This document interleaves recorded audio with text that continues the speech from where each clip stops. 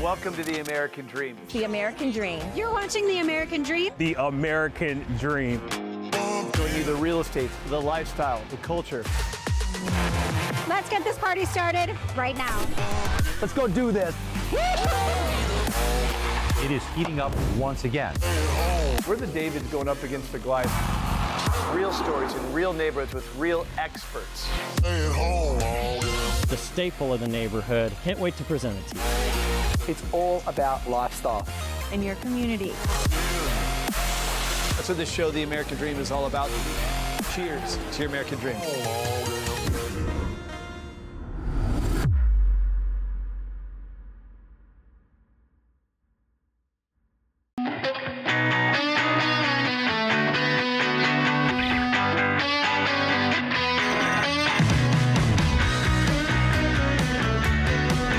Today, we are in Parkland, Florida, the city I love and proudly call home.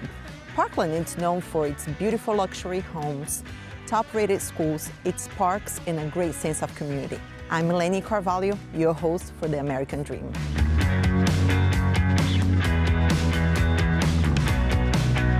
In this episode, we're going to be sitting down with Parkland's Mayor, Rich Walker, to talk about why Parkland is one of the best cities to live in Florida. And later, we'll meet Lori Al-Hadaf, a mother who turned a heartbreaking loss into a powerful movement to make schools safer for every student in America. Let's get started.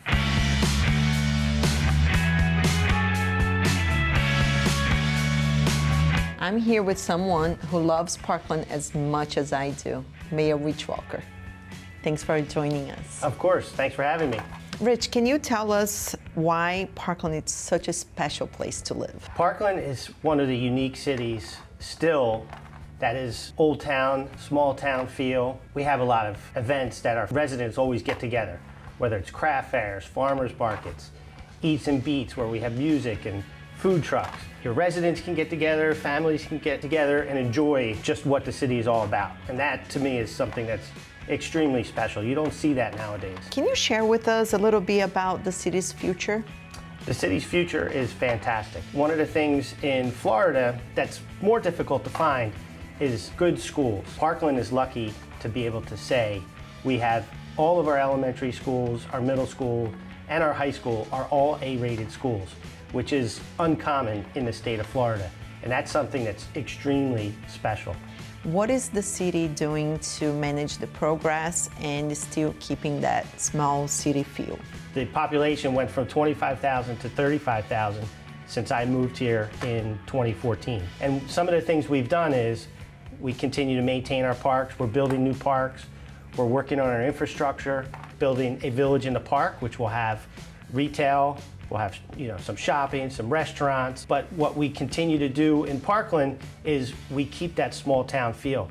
And for anyone considering a move, can you describe Parkland lifestyle for us? Very laid back. A lot of people maybe you work in Fort Lauderdale, maybe you work in Miami, you got the hustle and bustle of the city.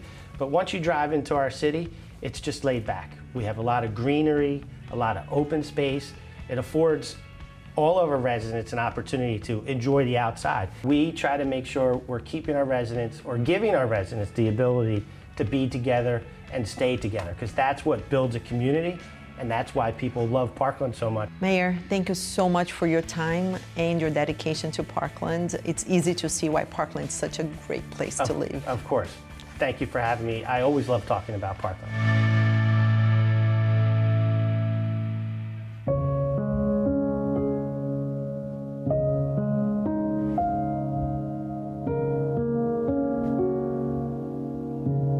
Right behind me, it's where our next guest's journey began. Lori Al-Hadaf, turning tragedy into a mission to protect students nationwide. Let's hear her story.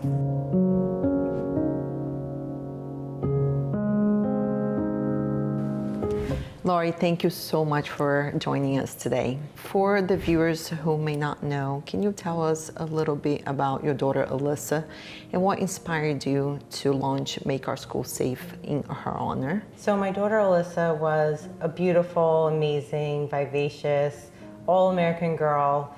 She was only 14 years old when she was murdered at Marjorie Stoneman Douglas High School on February 14, 2018. which devastated my family, changed us forever. And my husband and I, Dr. Elon Aladef, we started the nonprofit organization, Make Our Schools Safe, to honor Alyssa and to make schools safe for everybody. I know there's several components of the organization, but one of the biggest component is Alyssa's Law. Can we talk a little bit about what it is and why it's so important? Yeah, so Make Our Schools Safe, we're focused on Alyssa's Law, which is a panic button. It's used in a life-threatening emergency situation in a school. So whether it's a medical emergency or active shooter, we want to empower our teachers to press their panic button, and it's directly linked to law enforcement so they can get on the scene as quickly as possible to triage any of the victims or take down the shooter. We know that time equals life. Absolutely. And we've passed Alyssa's Law now in 8 states. How nice. New Jersey, New York, Texas, Tennessee, Oklahoma, Utah, Florida, and Georgia. As of yesterday. Yes, yesterday. Yes. Super exciting. And then Make Our Schools Safe, we have our Moss Club, students in high schools that help to create a culture of safety within their school.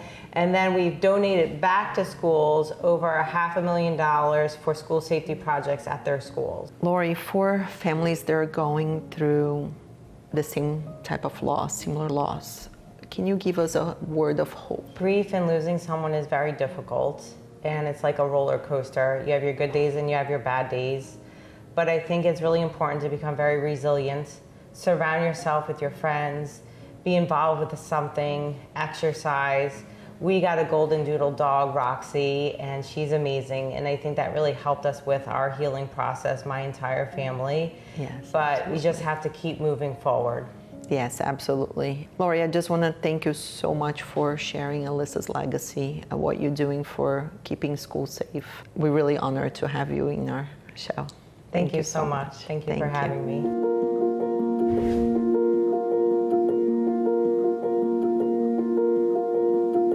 Thanks for being with us in beautiful Parkland, Florida.